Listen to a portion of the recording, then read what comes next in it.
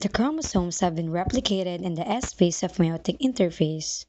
During prophase 1, the replicated chromosomes condense and become visible. The centrosomes begin to separate and move to opposite poles.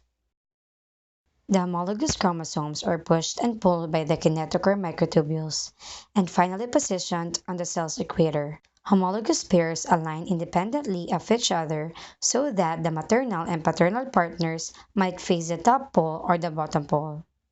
This independent assortment introduces additional genetic variability into the forming gametes.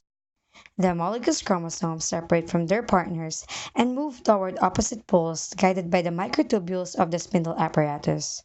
The beginning of cytokinesis or the division of cytoplasm can be seen in the formation of cleavage furrow and becomes more prominent during late anaphase 1. A new nuclear envelope forms around the two telophase nuclei.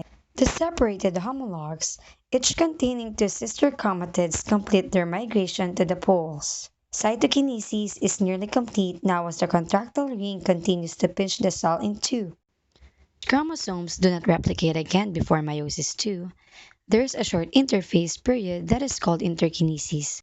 Prophase 2 resembles a normal prophase of mitosis. Duplicated centrosomes separate and move to opposite poles.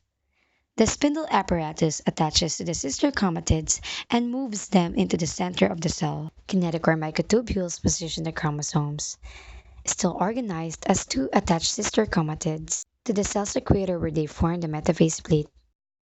Sister chromatids separate now and become the new daughter chromosomes that are pulled to each pole of the cell by the kinetochore microtubules. The arms of the daughter chromosomes lag behind the kinetochores as the kinetochore microtubules continue to pull the chromosomes to the poles.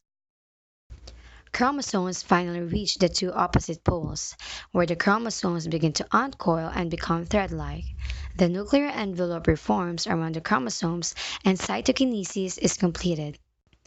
The result is the formation of four haploid cells, which will function as sperm cells in the case of males, or an egg cell and three aborted egg cells called polar bodies in the case of females.